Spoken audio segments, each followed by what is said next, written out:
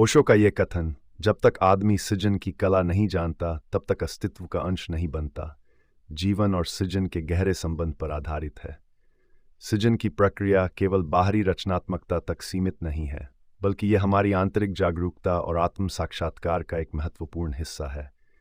ओशो के अनुसार, जब तक मनुष्य सृजन की कला को नहीं समझता और अपने जीवन में उसे नहीं अपनाता, तब तक वह अस्तित्व के साथ जुड़ाव महसूस नहीं कर सकता। नंबर 1, सृजन की कला का अर्थ। सृजन का अर्थ केवल कुछ नया बनाना या निर्माण करना नहीं है, बल्कि यह हमारे अस्तित्व की गहरी समझ और आत्मा की अभिव्यक्ति का माध्यम है। ओशो के अनुसार, हर व्यक्ति के भीतर सृजनात्मकता होती है, लेकिन वह तभी प्रकट होती है जब व्यक्ति अपनी आंतरिक संभावनाओं को पहचानता है और उन्हें जीवन में लागू करता है। सृजन की कला का अर्थ है अपनी आत्मा की आवाज़ सुनना और उसे विभिन्न माध्यमों से प्रकट करना, चाहे वह कला, संगीत, लेखन या जीवन के किसी भी अन्य पहलू में हो। नंबर 2, सृजन और आत्मजागरण। सृजन का संबंध आत्मजागरण से भी है। जब व्यक्ति अपने भीतर की गहराइयों को समझता है और अपनी सच्चाई को पहचानता है, तब वह अस्तित्व के साथ एकता का अनुभव करता है। सृजन की प्रक्रिया व्यक्ति को अपने भीतर के असीम स्रोतों तक पहुंचने में मदद करती है। ओशो का मानना है कि सृजन एक ध्यान की प्रक्रिया है, जिसमें व्यक्ति पूरी तरह से अपने अस्तित्व में डूब जाता है और उसी क्षण में रहता है। जब हम सृजन करते हैं, तब हम अतीत या भविष्य के बारे में नहीं सोच रहे होते, बल्कि हम उस क्षण में पूरी तरह से मौजूद होते हैं।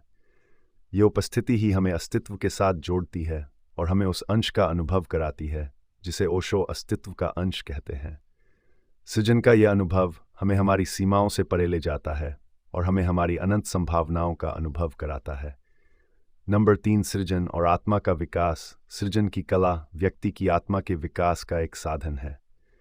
ओशो के अनुसार, जब व्यक्ति अपनी सृजनात्मकता का उपयोग करता है, तब वह अपने भीतर छिपी हुई शक्तियों और संभावनाओं को उजागर करता है। यह प्रक्रिया व्यक्ति को उसके आध्यात्मिक मार्ग पर आगे बढ़ने में मदद करती है।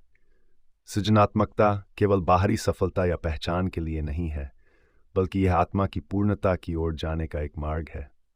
जब व्यक्ति सृजन करता है, तब वह अपनी आत्मा के साथ एक गहरे संबंध में प्रवेश करता है।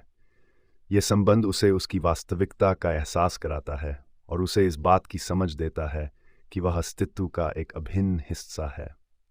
सृजन की यह प्रक्रिया उसे आत्मा की स्वतंत्रता और अनंतता का अनुभव कराती है।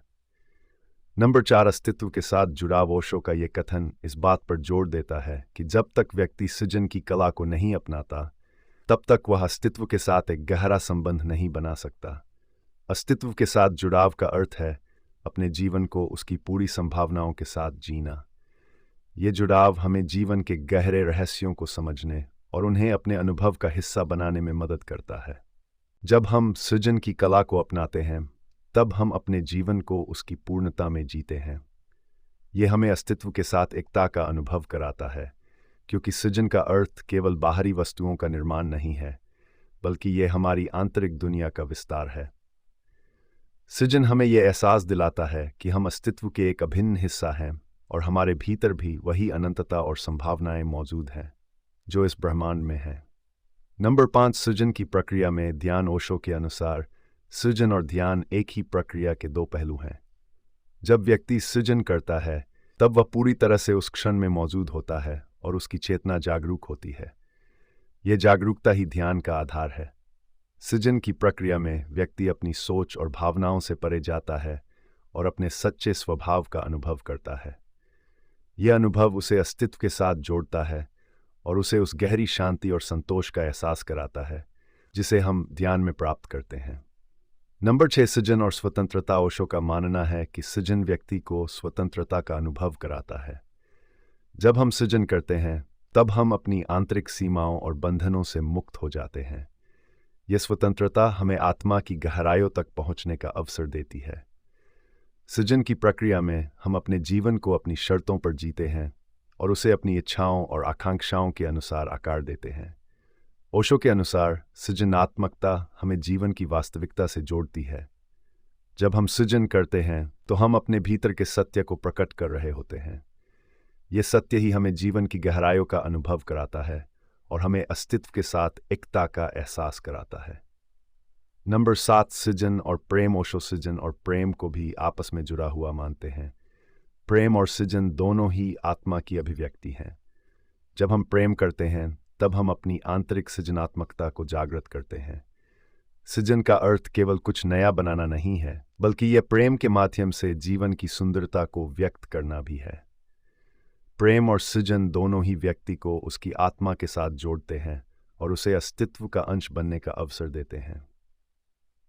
ओशो के इस कथन का गहन अर्थ यह है कि सृजन की कला व्यक्ति को अस्तित्व के साथ जोड़ने का एक माध्यम है।